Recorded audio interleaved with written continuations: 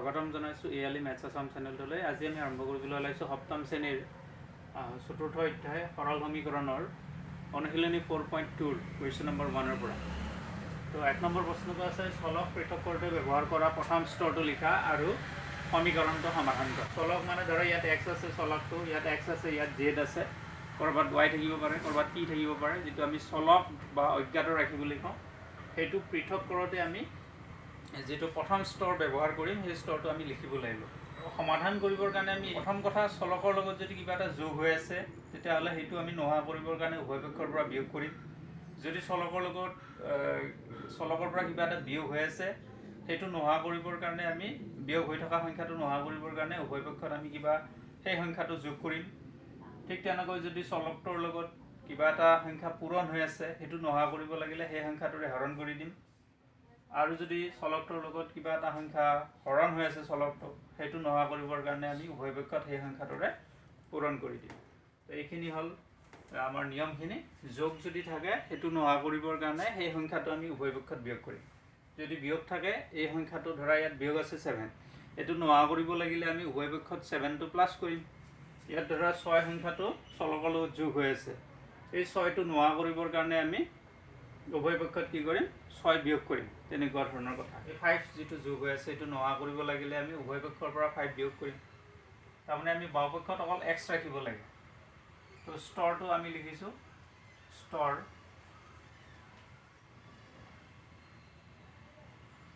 1, বাওঁ পক্ষত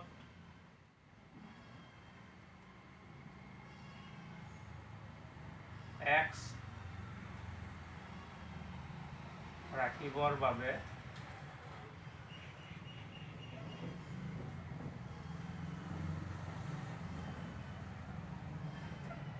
উভয় পক্ষৰ পৰা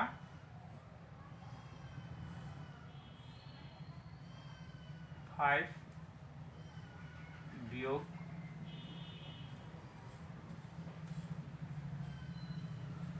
কৰিম।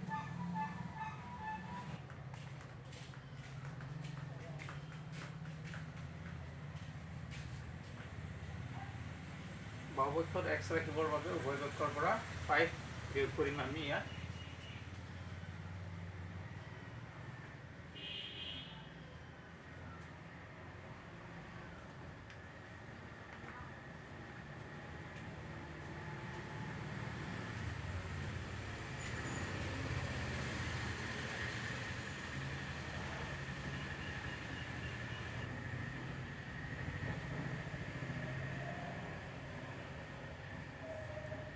তো এইটো আছিল আমাৰ 1 নম্বৰ প্ৰশ্নটোৰ সমাধান। ইয়াৰ পিছত আহিছোঁ 2 নম্বৰ প্ৰশ্নটো। প্ৰশ্নটো হ'ল x - 7 = 0। তো ইয়াত আমি যদি চাওঁ চলকৰ লগত চলকৰ পৰা -7টো 7 সংখ্যাটো বিয়োগ হৈ আছে, গতিকে এইটো 7টো নোহোৱা কৰিব লাগিলে যিহেতু বিয়োগ হৈ আছে গতিকে আমি 7 সংখ্যাটো কি কৰিব লাগিব উভয় পক্ষত যোগ কৰিব লাগিব। বাওঁ পক্ষত যাতে অকল x থাকে, বাওঁ পক্ষত x ৰাখিবৰ বাবে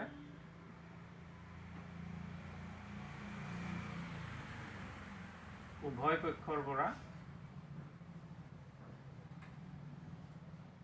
পক্ষত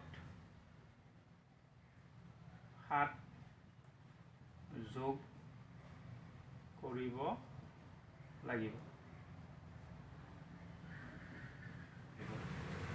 গতিকে এইটো আছিল আমাৰ সমীকৰণটো। আমি উভয় পক্ষত 7 যোগ কৰি দিছোঁ। বাওঁ পক্ষতো 7 যোগ কৰিছোঁ, সোঁ পক্ষতো 7 যোগ কৰিছোঁ, অৰ্থাৎ উভয় পক্ষতে 7 যোগ কৰা হৈছে ইয়াতে। ইয়াৰ পিছত আমি কি পাম -7 + 7 কাটা গ'লে এইফালে 0 + 7 7 হ'ব। গতিকে সমাধানটো আমি পালোঁ কিমান x = 7। এইটো হ'ল সমাধান। তাৰপিছত আমি আহিছোঁ নেক্সট 4 নম্বৰটোত। 3 নম্বৰটো তোমালোকৰ হোমৱৰ্ক এৰিছোঁ, সেইটো তোমালোকে চেষ্টা কৰিবা। তো এইটোও ঠিক তেনেকুৱা সমাধান।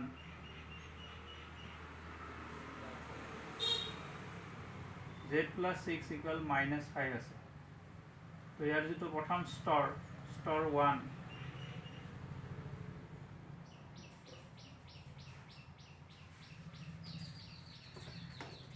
আমি কি কৰিব লাগিব যেহেতু চলকৰ লগত 6 সংখ্যাটো যোগ হৈ আছে গতিকে আমি 6 উভয় পক্ষৰ পৰা বিয়োগ কৰিব লাগিব যোগ থাকিলে বিয়োগ কৰিব লাগিব বিয়োগ থাকিলে যোগ কৰিব লাগিব যেনেকৈ ইয়াত বিয়োগ আছিল গতিকে ইয়াত আমি যোগ কৰিছোঁ ইয়াত যোগ আছে গতিকে আমি কি কৰিম বিয়োগ কৰিম উভয় পক্ষৰ পৰা কি বিয়োগ কৰিম 6 সংখ্যাটো বিয়োগ কৰিম তো বাহুপক্ষত কি ৰাখিবৰ কাৰণে z ৰাখিবৰ কাৰণে বাহুপক্ষত z ৰাখিবৰ বাবে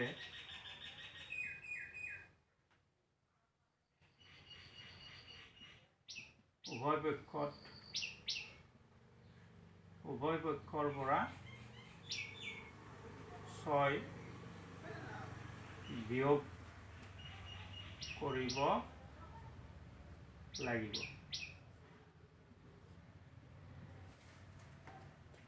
গতিকে এইটো সমীকৰণটো আমি লিখিম z + 6 - 6 এইফালে -5 + 6 সৰি -6 উভয় পক্ষৰ পৰা আমি 6 বিয়োগ কৰিছোঁ বাওঁফালেও 6 বিয়োগ কৰিছোঁ সোঁফালেও আমি 6 বিয়োগ কৰিছোঁ এতিয়া বাওঁফালে কি হ'ব +6 - 6 কাটা যাব এইটো কাটা গ'ল কি থাকিল z থাকিল আৰু সোঁফালে -5 - 6 5 টকা ধাৰ আৰু 6 টকা ধাৰ তোমাৰ বন্ধুজনক তুমি 5 টকা আৰু 6 টকা দিব আছে মানে যোৱাকালি 5 টকা ধাৰে লৈছিলা আৰু আজি 6 টকা ধাৰে লৈছা গতিকে তুমি কিমান টকা ধাৰে ল'লা 11 টকা ধাৰে লৈছা অৰ্থাৎ 11 টকা ধাৰে লোৱা মানে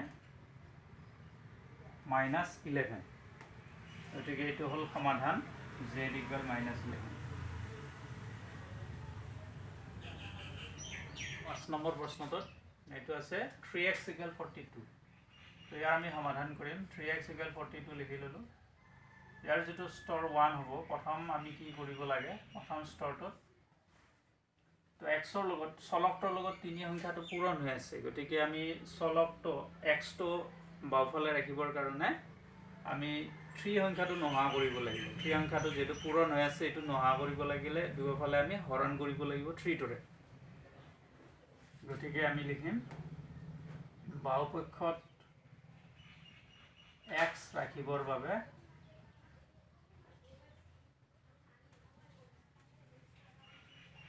উভয় পক্ষক 3 ৰে হৰণ কৰিব লাগিব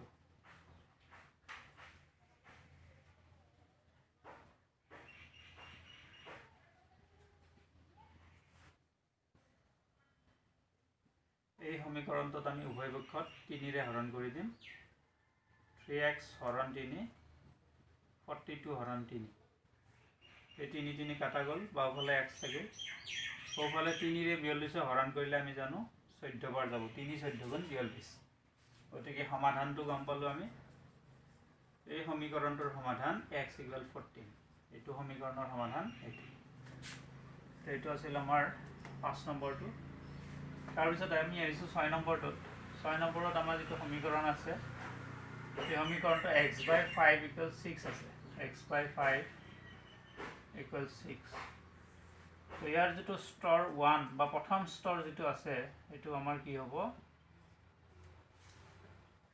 তো চলকৰ লগত আমি যদি 5 সংখ্যাটো চাওঁ কি হৈ আছে আমি চাব লাগিব যে চলকটোৰ লগত যেটো সংখ্যা আছে হি যোগ হৈ আছে না বিয়োগ হৈ আছে না পূৰণ হৈ আছে না হৰণ হৈ আছে যদি যোগ হৈ আছে তেতিয়া বিয়োগ কৰিব লাগিব যদি বিয়োগ হৈ আছে তেতিয়া যোগ কৰিব লাগিব যদি পূৰণ হৈ আছে হৰণ কৰিব লাগিব আৰু যদি হৰণ হৈ আছে তেতিয়া উভয় পক্ষত সেই সংখ্যাটোৰে পূৰণ কৰিব লাগিব তো ইয়াতে 5 সংখ্যাটো কি হৈ আছে হৰণ হৈ আছে চলকটোৰ লগত গতিকে আমি 5 ৰে কি কৰিম পূৰণ কৰিম উভয় পক্ষত আৰু বাওঁপক্ষত যেতিয়া x থাকিব গতিকে তাৰ মানে বাওঁপক্ষত x ৰাখিবৰ বাবে বাওঁপক্ষত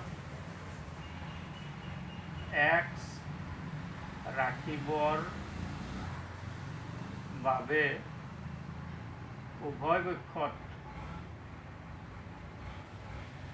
5 ৰে পূৰণ কৰিব লাগিব কিয় পূৰণ কৰিব লাগিব 5 ৰে কিয় পূৰণ কৰিলো কাৰণ চলকটো 5 ৰে হৰণ হৈ আছে সেই কাৰণে 5 ৰে পূৰণ কৰিব লাগিব উভয় পক্ষত x/5 পূৰণ 5 6 পূৰণ 5 তো তো বাওপক্ষতো 5 পূৰণ কৰিলোঁ, সৌপক্ষতো 5 পূৰণ কৰিলোঁ, অৰ্থাৎ উভয় পক্ষতে 5 পূৰণ কৰি দিলোঁ আমি। ইয়াৰ পিছত এইটো 5 কাটা গ'ল, কি থাকিল x থাকিল। এইফালে গতিকে সমীকৰণটোৰ সমাধান কিমান x = 30। এইটো আছিল আমাৰ 6 নম্বৰটো। এতিয়া আহিছোঁ আমি 7 নম্বৰটো। তো 7 নম্বৰ প্ৰশ্নটো এইটো নিচিনাই, ফাৰ্ষ্টৰ লগত মিল আছে। তো ইয়াতে আমি চলকৰ লগত 12 সংখ্যাটো কি হৈ থকা দেখিছোঁ, পূৰণ হৈ থকা দেখিছোঁ। 12x মানে 12 আৰু x টো পূৰণ হৈ আছে। তো প্ৰথম স্তৰটো কি হ'ব, প্ৰথম স্তৰ ইয়াৰ স্তৰ 1 আমি কি লিখিম,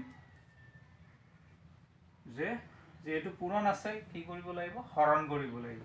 বাওপক্ষত x ৰাখিবৰ বাবে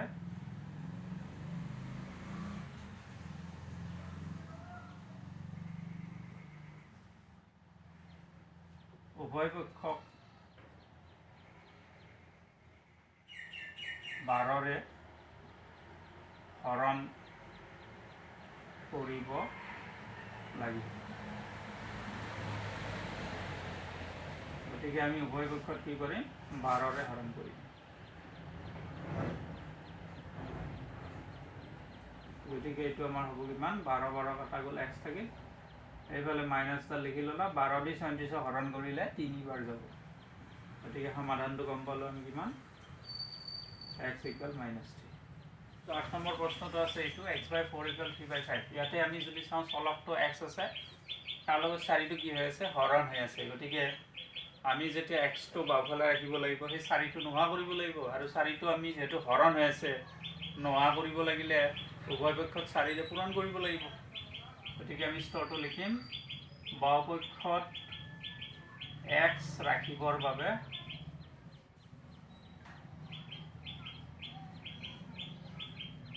উভয় পক্ষত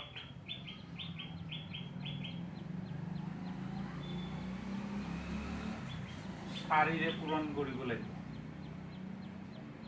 পূৰণ কৰিব লাগিব। গতিকে আমি সমীকৰণটোত উভয় পক্ষত বাওঁফালেও 4 পূৰণ কৰিলোঁ, লগতে সোঁফালেও 4 পূৰণ কৰিলোঁ। 4 কাটা গ'ল, এইফালে x থাকিল। এইফালে আমাৰ 3 × 4 = 12, এইটো হ'ব 5/12। সমাধান আমি লিখিম x = 12/5। এইটো আছিল 8 নম্বৰ প্ৰশ্নটোৰ সমাধান। ইয়াৰে তোমালোকৰ হোমৱৰ্ক থাকিল, ঘৰত চেষ্টা কৰি ল'বা। হোমৱৰ্ক হিচাপে মই দিছোঁ তোমালোকৰ 3 নম্বৰ, তাৰপিছত 9 নম্বৰ আৰু 10 নম্বৰ। এতিয়া এই প্ৰশ্নকেইটা আমি যদি চাওঁ ভালদৰে, 3 নম্বৰ প্ৰশ্নটো মিল আছে তোমাৰ 2 নম্বৰটোৰ লগত। ঠিক তেনেকৈ 9 নম্বৰ প্ৰশ্নটো মিল আছে 5 নম্বৰ আৰু 7 নম্বৰৰ লগত। আৰু 10 নম্বৰ প্ৰশ্নটো মিল আছে 8 নম্বৰটোৰ লগত। 3টা প্ৰশ্ন তোমালোকৰ হোমৱৰ্ক থাকিল, অলপ চেষ্টা কৰিবা, অতি সহজ। এতিয়া আমি আহিছোঁ 2 নম্বৰ প্ৰশ্নটোত, চলকটো পৃথক কৰোঁতে ব্যৱহাৰ কৰা স্তৰবোৰ লিখা আৰু সমীকৰণটো সমাধান কৰা। তো প্ৰথম প্ৰশ্নটো আছে 4x + 5 = 45। দ্বিতীয়টো আছে 3x - 7 = 11। তো এইটো আমি স্তৰবোৰ লিখিব লাগিব আৰু সমাধান কৰিব লাগিব। তো 4x + 5 = 45। প্ৰথম আমি কি কৰিব লাগিব, 4xটো বাওঁপক্ষত ৰাখিবৰ কাৰণে 5টো আমি যেহেতু যোগ হৈ আছে উভয় পক্ষৰ পৰা বিয়োগ কৰিম। প্ৰথম স্তৰ 1,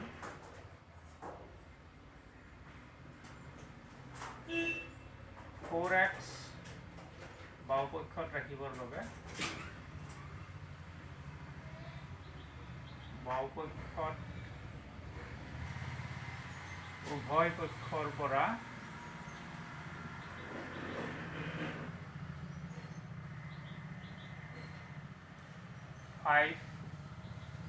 বিয়োগ কৰিব লাগিব। বাওঁপক্ষত 4x ৰাখিবৰ বাবে উভয় পক্ষৰ পৰা 5 বিয়োগ কৰিব লাগিব, কাৰণ 5টো যোগ হৈ আছে। গতিকে আমি বাওঁপক্ষ লিখি ল'লোঁ, তাৰ পৰা 5 বিয়োগ কৰি দিলোঁ। সৌপক্ষ লিখি ল'লোঁ, তাৰ পৰা 5 বিয়োগ কৰিলোঁ। তাৰপিছত বিয়োগফলবিলাক আমি লিখোঁ। এইটো +5 -5 কাটা গ'ল, 4x থাকিল। এইফালে 45-ৰ পৰা 5 বিয়োগ কৰিলে 40। এতিয়া আমি যদি চাওঁ চলকটো x ৰ লগত কি আছে, 4টো পূৰণ হৈ আছে, এই 4টো নোহোৱা কৰিব লাগিব। তাৰ কাৰণে স্তৰ 2টো আহিব, স্তৰ 2। তো 2 নম্বৰ ষ্টেপত আমি কৰিম কি, বাওঁপক্ষত x ৰাখিবৰ বাবে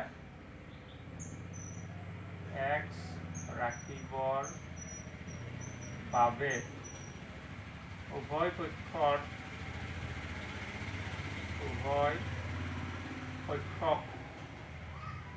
4ৰে হৰণ কৰিব লাগিব।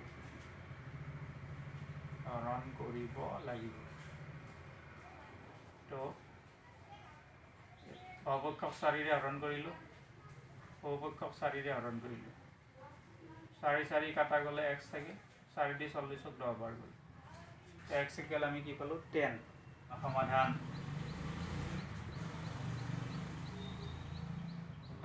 x equal 10। ঠিক এই সমীকৰণটোৰ সমাধান পালোঁ 10। ইয়াতে দুটা স্তৰ আছে। প্ৰথমতে যোগ হৈ থকা সংখ্যাটো উভয়পক্ষৰ পৰা বিয়োগ কৰিছোঁ, আৰু দ্বিতীয়তে পূৰণ হৈ থকা যিটো সংখ্যা সেইটো উভয়পক্ষৰ পৰা আমি হৰণ কৰি দিছোঁ। ইয়াৰ পিছত আহিছোঁ 2 নম্বৰ প্ৰশ্নটোত। ইয়াত স্তৰ 1টো আমি কি লিখিম, আমি যদি সমীকৰণটো চাওঁ 3xটো বাওঁফালে ৰাখিব লাগিব, আৰু 7টো প্ৰথমতে আমি নোহোৱা কৰিব লাগিব। তো 7টো যিহেতু বিয়োগ হৈ আছে, নোহোৱা কৰিব লাগিলে উভয়পক্ষত 7 যোগ কৰিব লাগিব। তেতিয়া বাওঁপক্ষত 3x থাকিব। বাওঁপক্ষত 3x ৰাখিবৰ বাবে উভয়পক্ষত 7 যোগ কৰিব লাগিব। গতিকে আমি বাওঁপক্ষত 7 যোগ কৰিলোঁ, লগতে সৌপক্ষতো আমি 7 যোগ কৰিলোঁ। এতিয়া আমি এইটো -7 + 7 কাটা গ'লে বাওঁপক্ষত 3x পালোঁ, সৌপক্ষত 11 আৰু 7 যোগ কৰিলে 18 পালোঁ। তাৰপিছত দ্বিতীয় স্তৰ আহিব, স্তৰ 2। দ্বিতীয় স্তৰত আমি কি কৰিম, x ৰ লগত যিটো সংখ্যা আছে সেইটো নোহোৱা কৰিব লাগিব। x ৰ লগত কি আছে, 3 পূৰণ হৈ আছে। চলকটোৰ লগত 3 পূৰণ হৈ আছে, 3টো নোহোৱা কৰিব লাগিলে আমি 3ৰে উভয়পক্ষত হৰণ কৰিব লাগিব। গতিকে আমি লিখিম বাওঁপক্ষত x ৰাখিবৰ বাবে উভয়পক্ষত 3ৰে হৰণ কৰিব লাগিব।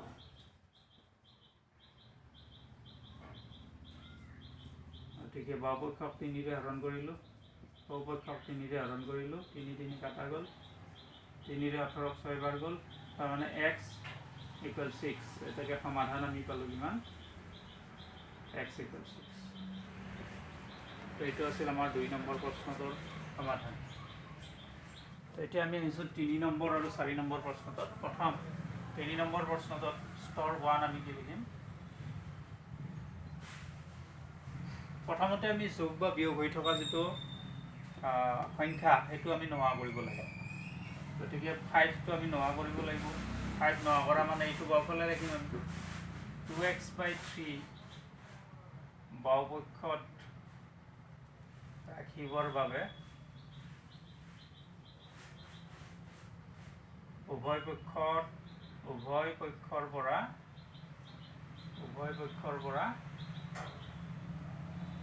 5 বিয়োগ কৰিব লাগিব। যিহেতু 5টো যোগ হৈ আছে, গতিকে উভয়পক্ষৰ পৰা 5 বিয়োগ কৰিব লাগিব।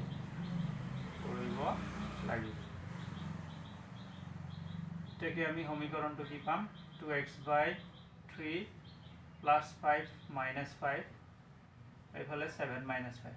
তো বাওঁপক্ষটো লিখি তাৰ পৰা 5 বিয়োগ, সৌপক্ষটো লিখি তাৰ পৰা 5 বিয়োগ। +5 - 5 কাটা গ'ল, বাওঁপক্ষত 2x/3 থাকিল, সৌপক্ষত 7ৰ পৰা 5 বিয়োগ কৰিলে 2 থাকিল। স্তৰ 2। 3টো আমাৰ হৰণ হৈ আছে উভয়পক্ষত, গতিকে আমি 3টো প্ৰথমতে নোহোৱা কৰিম। বাওঁপক্ষত 2x ৰাখিম। বাওঁপক্ষত 2x ৰাখিবৰ বাবে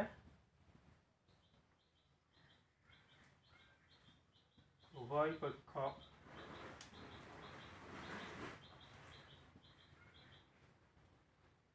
তিনিৰে পূৰণ কৰিব লাগিব।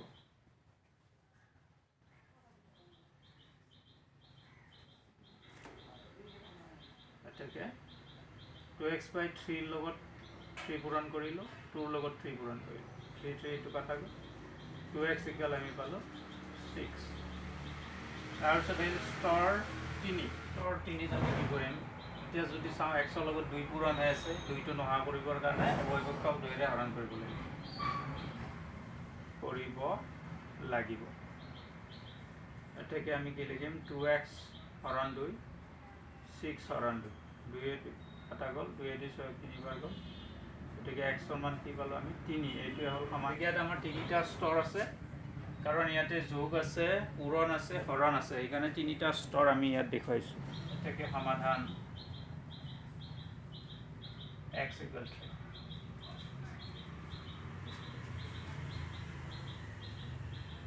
এতিয়া আমি আহিছোঁ 4 নম্বৰ প্ৰশ্নটোত।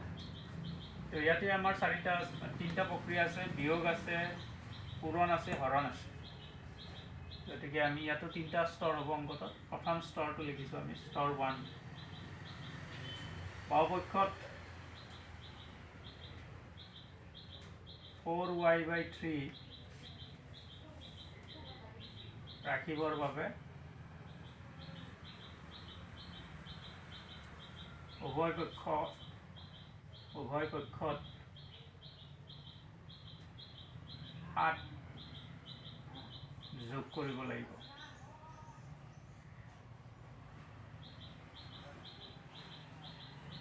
এটাকে 4y/3 - 7 বাওঁপক্ষৰ লগত 7 যোগ কৰিলোঁ, সোঁপক্ষ লিখিলোঁ 5, তাৰ লগত 7 যোগ কৰিলোঁ। এতিয়া আমি এইটো পাম কিমান, -7 + 7 কাটা গ'লে 4y/3, সোঁফালে থাকিল 5 + 7 12। তাৰপিছত আহিছোঁ স্তৰ 2। স্তৰ 2টোত আমি কি লিখিম, প্ৰথম কথা ইয়াতে আমি যিটো 3 হৰণ হৈ আছে এইটো নোহোৱা কৰিব লাগে, গতিকে আমি 3ৰে পূৰণ কৰি দিম উভয় পক্ষত। বাওঁপক্ষত তেতিয়া কি থাকিব, 4y। উভয় পক্ষক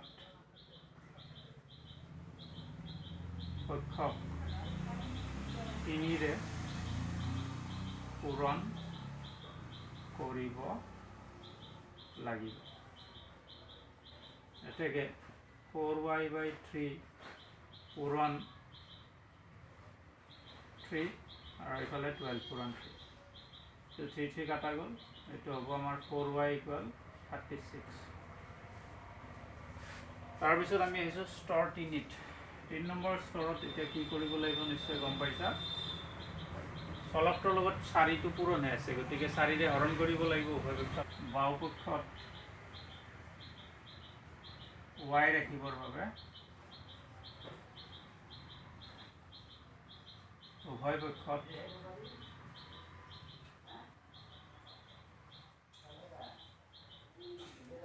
4ৰে হৰণ কৰিব লাগিব।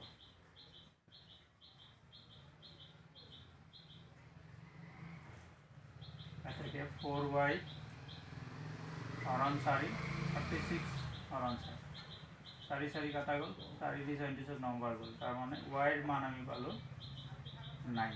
এটাকে সমাধান y = 9।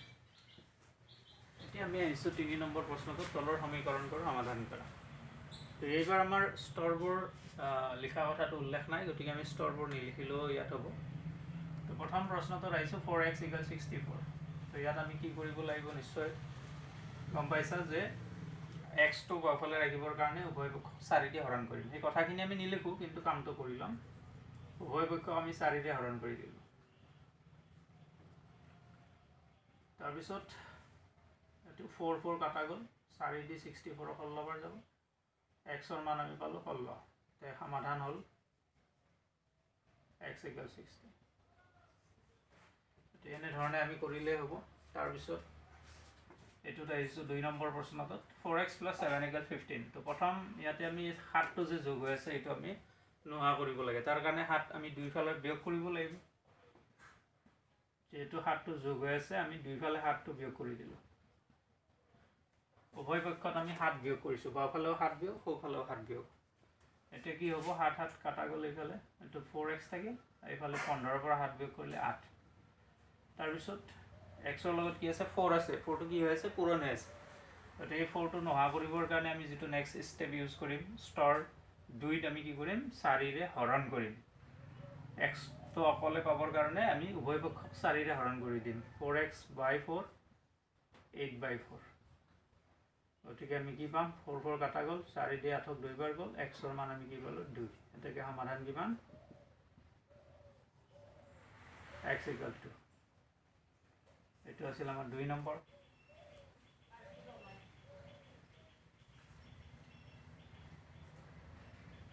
3 নম্বৰ সমাধান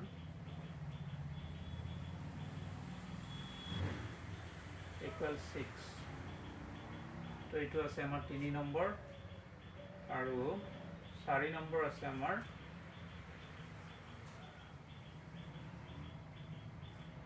9 = 5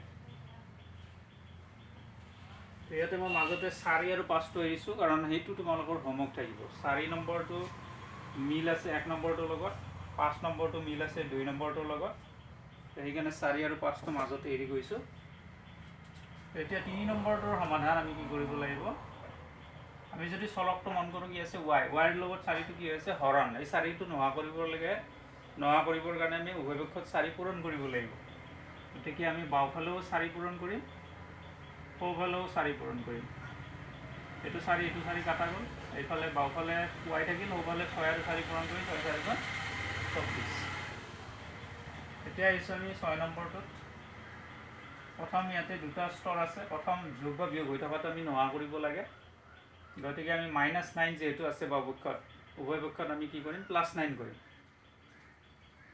7p - 9 +9 5 +9 তো এতিয়া এটো কাটা গ'ল -9 + 9 0 হৈ যাব বাওঁফালে থাকিল 7p সোঁফালে 5 এ 9 14 এতিয়া আমাৰ নেক্সট ষ্টেপটো p ৰ লগত 7 টো পূৰণ হৈ আছে গতিকে এই 7 টো আমি নোহোৱা কৰিব লাগিলে উভয় পক্ষক 7 ৰে হৰণ কৰিব লাগিব গতিকে 7p by 7 14/7 এনে যেহেতু পূৰণ আছে 7 ৰে হৰণ কৰি দিলো 7 টো পূৰণ হৈ থাকাৰ কাৰণে 7 ৰে হৰণ 7 7 কাটা গ'ল 7 ৰে 14ক 2 বাৰ গ'ল তে p ৰ মান আমি কি পালো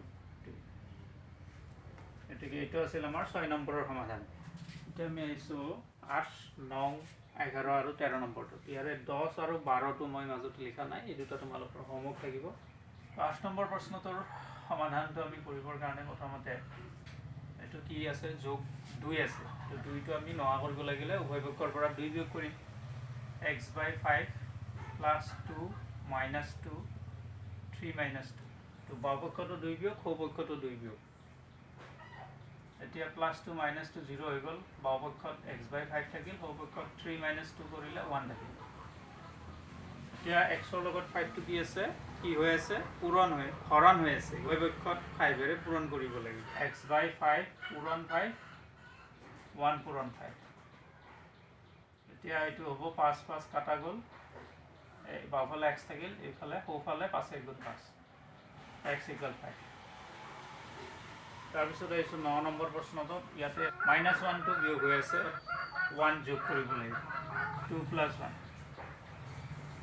-1 + 1 0 হ'ল বাওঁপক্ষত q/3 থাকিল সোঁফালে থাকিল 2 + 1 3 তাৰ পিছৰ স্তৰটোত কি কৰিম 3 টো কি হৈ আছে হৰণ হৈ আছে গতিকে নোহোৱা কৰিব লাগিলে উভয় পক্ষত 3 ৰে পূৰণ কৰি দিম q/3 পূৰণ 3 3 পূৰণ 3 3 কাটা গ'ল এইফালে q থাকিল এইফালে কি থাকিল 9 এটাকে সমাধান আমি গম পালো কিমান q = 9 এটা আছিল 9 নম্বৰৰ সমাধান 11 নম্বৰত আইছো 11 নম্বৰ কি কৰিব লাগিব যেহেতু +10 আছে বাওঁপক্ষত উভয় পক্ষৰ পৰা আমি 10 বিয়োগ কৰিব লাগিব -10 26 - 10 এতিয়া এটো আমি পাম 4x এটো কাটা 0 হৈ গ'ল +10 - 10 0 গতিকে 4x থাকিল আৰু সোঁফালে 26 ৰ পৰা 10 বিয়োগ কৰি আমি কি পাম 6 ৰ শূন্য গেলে 6 2 ৰ গেলে 16 তাৰ পিছত কি কৰিব লাগিব এক্সৰ লগত 4টো কি হৈ আছে পূৰণ হৈ আছে গতিকে ইয়াক নোহোৱা কৰিব লাগিলে উভয় পক্ষক 4ৰে হৰণ কৰিব লাগিব 4x by 4 16/4 4 4 কাটা গ'ল x থাকিল আৰু এইফালে 4 দি হলক 4 বাৰ গ'ল গতিকে এইটো সমাধানটো আমি গম পালোঁ x = 4 তাৰপিছত আহিছোঁ 13 নম্বৰটোত ইয়াতে আমি প্ৰথমতে যেহেতু 5 টো যোগ হৈ আছে যোগ হৈ থকাটো নোহোৱা কৰিবৰ কাৰণে উভয় পক্ষত 5 বিয়োগ কৰিব লাগিব গতিকে আমি কি পাম p/3 + 5 - 5 12 - 5 সোঁফালে 12 পৰা 5 বিয়োগ কৰিলে 7 এতিয়া p ৰ লগত p টো কি হৈ আছে হৰণ হৈ আছে গতিকে হৰণ হৈ থকাটো উভয় পক্ষৰ পৰা আমি কি কৰিব লাগিব পূৰণ কৰিব লাগিব উভয় পক্ষৰ লগত p/3 পূৰণ 3 7 পূৰণ 3 3 কাটা গ'ল বাওপক্ষত p থাকিল সোঁপক্ষত 7 আৰু 3 7 3 গুণ 21 গতিকে সমাধানটো আমি গম পালোঁ 21 তো এতিয়া আহিছোঁ 14 নম্বৰ প্ৰশ্নটো তো প্ৰথমতে আমি 4টো যেহেতু যোগ আছে এইটো নোহোৱা কৰিম তাৰ কাৰণে উভয় পক্ষত আমি 4 বিয়োগ কৰিলোঁ কৰিলে এইটো কাটা গ'ল +4 - 4 0 হৈ গ'ল বাওঁফালে q/2 থাকিল সোঁফালে 7 পৰা 4 বিয়োগ কৰিলে 3 এতিয়া কিউৰ লগত 2টো কি আছে হৰণ আমাক কিউটো অকলে লাগে চলকটো সদায় আমি অকলশৰীয়া কৰিব লাগে তাৰ কাৰণে আমি প্ৰথম আমি যোগ বিয়োগ থকাটো নোহোৱা কৰিব লাগে তাৰপিছত পূৰণ হৰণ থকাটো নোহোৱা কৰিব লাগে গতিকে 2টো যেহেতু ইয়াত হৰণ হৈ আছে 2ৰে আমি উভয় পক্ষক পূৰণ কৰি দিলোঁ